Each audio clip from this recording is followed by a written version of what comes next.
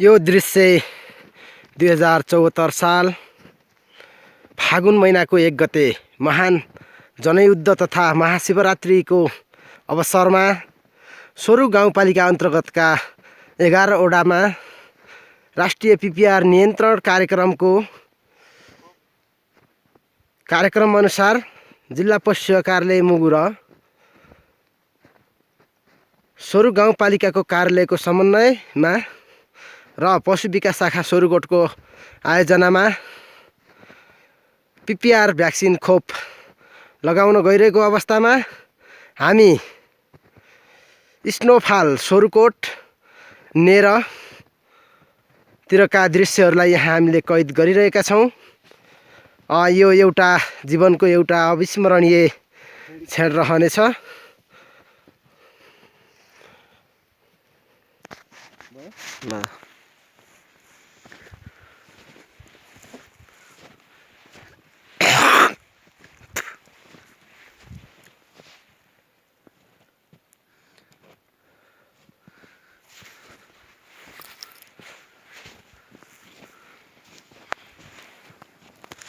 तपाईहरुले यहाँ देख्न सक्नुहुनेछ। हेर्नुहोस् हिउँ, यो भने प्रत्यक्ष घटना हो। यो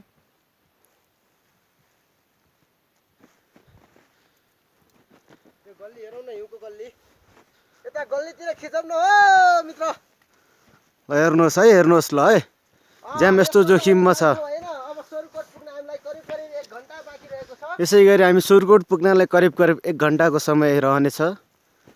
हिउँमा लडीबडी खेलेर हिँड्नुपर्ने अवस्था भएको छ। यहाँ गर्ने के, यसरी नहिँड्ने आफूले खाना लाउन नपुग्ने रहेछ नेपालमा है।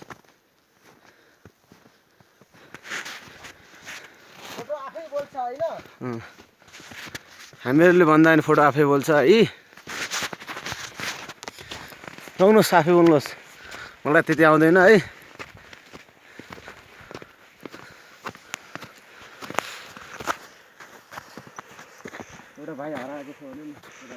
हाम्रो नरबहादुर साई भाइ चाहिँ हिउँमा लडीबडी गर्दै अगाडि गइरहेका छन्।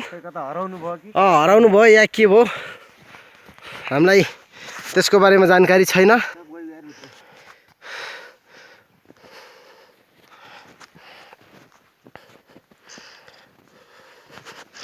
जताततै हिउँ छ।